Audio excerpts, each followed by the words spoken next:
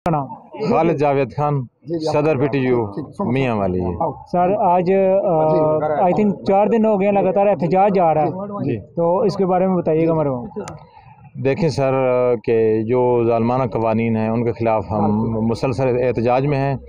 हमारे टीचर का रोल क्या था? हमारे टीचर ने बच्चों को इनर ब्यूटी फराहम करना थी।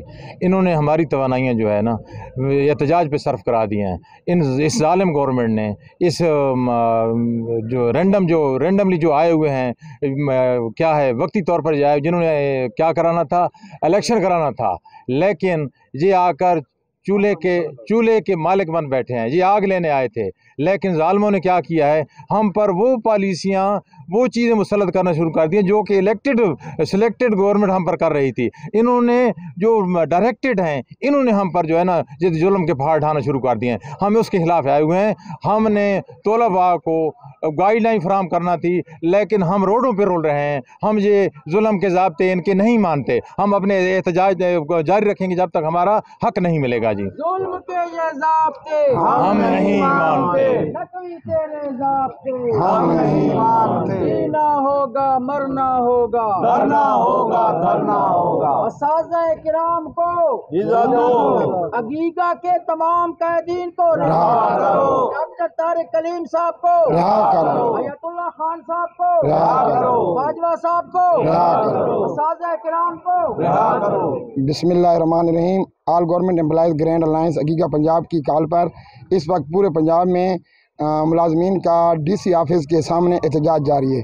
इसी सिलसिले में हम भी यहाँ डिप्टी कमिश्नर मियाँ वाली के दफ्तर के सामने तमाम सरकारी मुलाजमीन जो डिस्ट्रिक्ट मियाँ वाली के हैं, हम यहाँ सरापा एहतजाज हैं। हमारा कोई इतना बड़ा मसला नहीं है। हमारा मसला ये है कि जो गरीब किसान मज़दूर के जो सरकारी स्कूल हैं उनको प्राइवेटाइज़ ना किया जाए, क्योंकि ये गरीब लोगों के स्कूल हैं और इतनी फ़ीसें वो अफोर्ड नहीं कर सकते।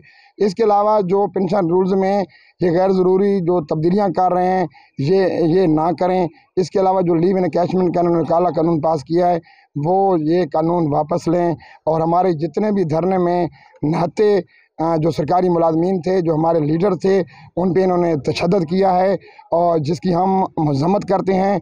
और पंजाब गवर्नमेंट को ये बावर कराना चाहते हैं कि अगर आपने हमारी बात ना सुनी तो ये तहरीक कोई सियासी तहरीक नहीं है।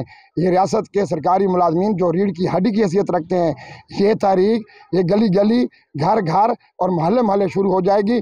आपको यहाँ पाकिस्तान में जगह नहीं मिलेगी। अभी भी वक्त है नकवी साहब कि आप होश के नाखन लें, हमारी मरकज़ी क़यादत से आप मुज़ाकरात करें और जो हमारे जायज़ मुतालबात हैं आएँ टेबल पे बैठते हैं, आप अपनी दलील दें, हम अपनी दलील देंगे।